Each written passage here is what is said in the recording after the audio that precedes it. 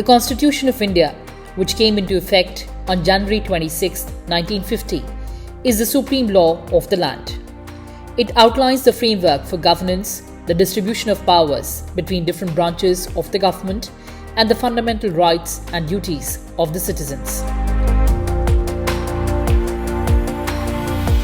The Constitution is a comprehensive document characterized by its length, detail, and emphasis on justice, liberty, equality, and fraternity.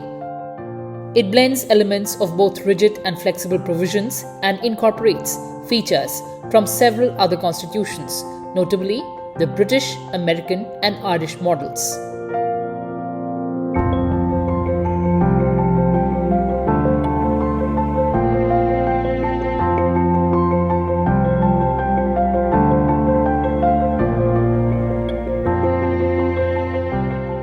Hello and welcome viewers, you're watching In Depth with your host Kriti Mishra.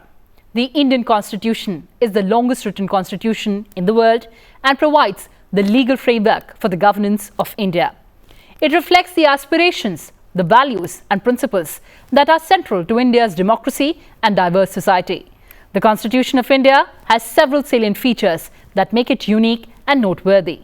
We have packed all the salient features for our viewers in this edition.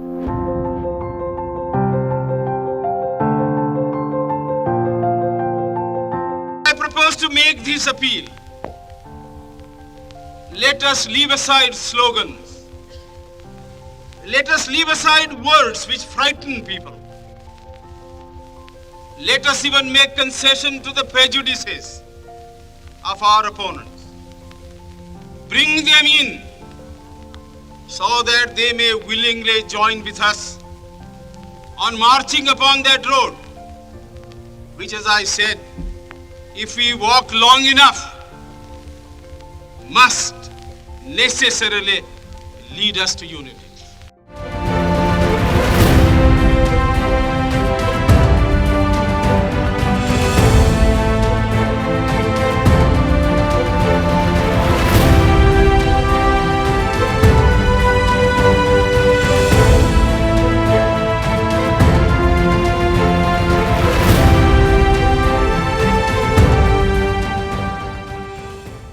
We cherish one of the finest constitutions in the world. Members of the Constituent Assembly were enormously talented, with impeccable credentials and immense experience.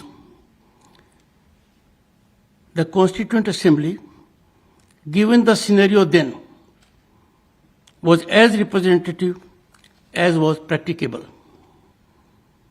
This is an issue on which my young friends in particular can focus. But given those times, it could not have been more representative than it was. But with each election, there has been progressively authentic enhancement in the representation gradient. Presently, the Parliament reflects with authenticity the will, aspirations, and ordainment of the people as never before.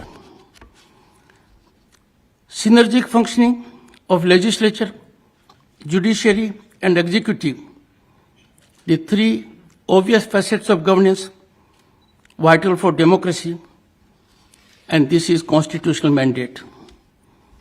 This has been happening in our country that results in success of our democracy. Let's take a look at some of the prominent features of the Indian Constitution. A written constitution. India has a written constitution, which means that the rules and provisions governing the country are all documented in a single, organized, legal document. Unlike the United Kingdom, which follows an unwritten constitution, India's constitution provides a clear, precise, and accessible legal framework.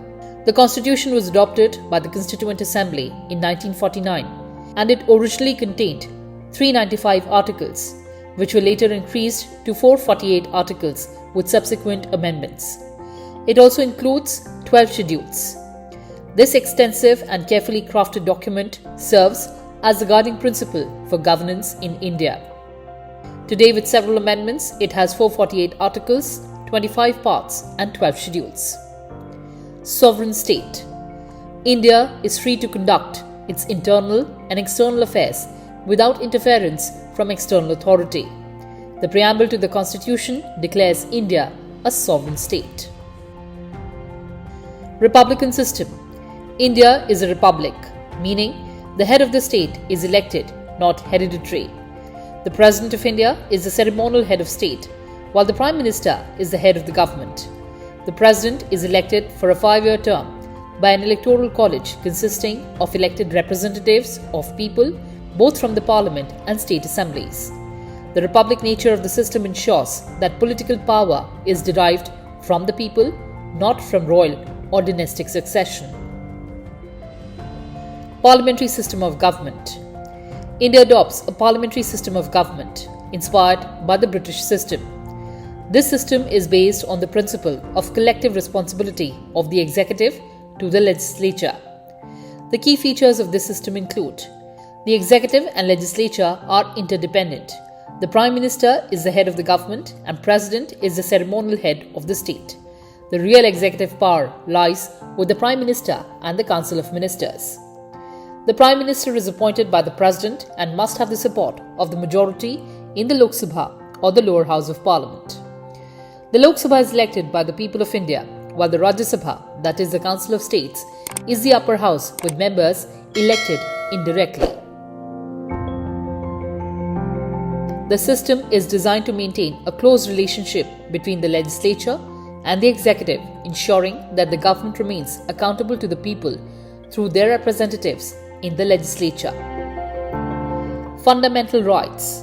One of the most important features of Indian Constitution is the fundamental rights enshrined in Part 3 from Articles 12 to 35. These rights are designed to protect individual liberty and ensure equality before the law. The fundamental rights are justiciable, meaning citizens can approach the judiciary if their rights are violated. Some of the key fundamental rights include right to equality, ensuring equality before the law and prohibiting discrimination on various grounds such as religion, race, caste, sex, or place of birth. Right to freedom, which guarantees freedoms such as speech, assembly, and movement. Right against exploitation, which prohibits forced labor and child labor. Right to freedom of religion, guaranteeing the right to practice and propagate one's religion. Cultural and educational rights, protecting the rights in education and culture. The directive principles of the state policy are guidelines for the government to follow in order to establish social and economic justice in India.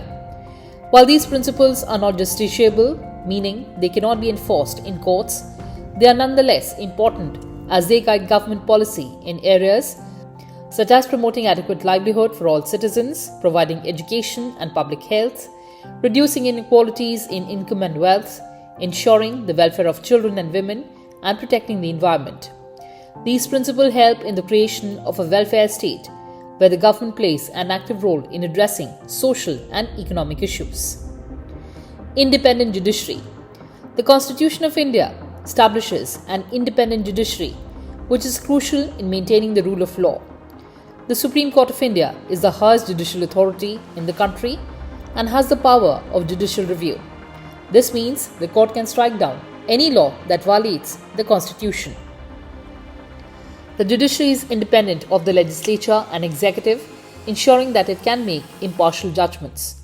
The Supreme Court and the High Courts are responsible for protecting the fundamental rights of citizens, interpreting the Constitution, and ensuring that government actions comply with the law. Single Integrated Judiciary of India. The Single Integrated Judiciary is one of the distinctive features of the Indian Constitution. It ensures a unified and cohesive system of justice where the Supreme Court of India stands at the apex, followed by the High Courts in the states and UTs, and the subordinate courts at the district and lower levels. This structure ensures that there is no duplication of judicial functions, maintaining the rule of law and uniformity in the interpretation and application of laws across the country. Universal adult suffrage in India. It is a fundamental principle of democratic elections in India.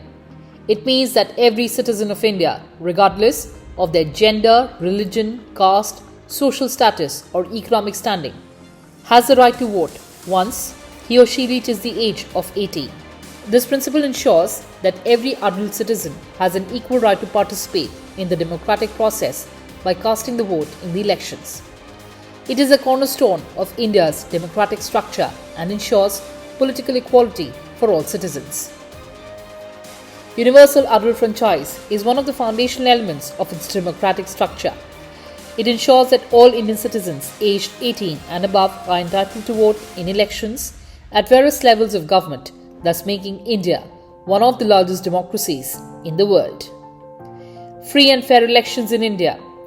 In a democratic setup, the conduct of free and fair elections is essential to ensure that the will of people is genuinely reflected in the functioning of the government.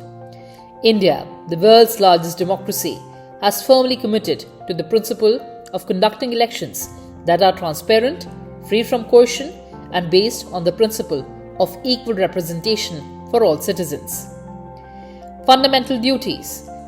While fundamental rights provide citizens with a range of freedoms, the fundamental duties emphasize the responsibilities that come with those freedoms. They aim to foster a sense of patriotism, discipline, and responsibility towards the country, society, and environment. These duties help in maintaining harmony and national integrity, and they provide a moral compass for the citizens. Amendment process. The Indian Constitution is flexible in some respects and rigid in others. It can be amended by Parliament through a process outlined in Article 368. Some of the provisions of the Constitution can be amended by simple majority of Parliament, while others require a special majority or even the consent of state legislatures. The flexibility allows the Constitution to adapt to changing circumstances while maintaining its fundamental principles. Separation of powers in India. The doctrine of separation of powers is a fundamental principle in modern democratic governance, ensuring that powers and functions of government are divided into distinct branches. This division prevents any one branch from gaining excessive power and helps maintain a system of checks and balances. In India, the concept of separation of powers is enshrined in the Constitution, which divides the functions of the government into three main organs: the legislature, the executive, and the judiciary. The Indian Constitution is a visionary document that provides a robust framework for governance and protection of rights while ensuring that the rule of law prevails. It strives to promote justice, equality, and liberty while also allowing the country to evolve and adapt to new challenges through its amendment process. The Constitution serves not only as a legal document but the foundation of India's democratic ethos, promoting a just and inclusive and harmonious society.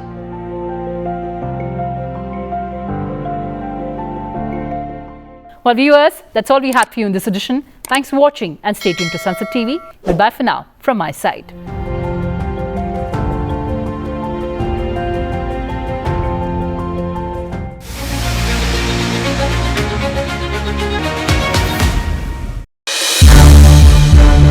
संसद TV के और भी programmes देखने के लिए subscribe करें हमारा YouTube channel और हाँ, इन्हें लाइक और शेयर करना ना भूलें।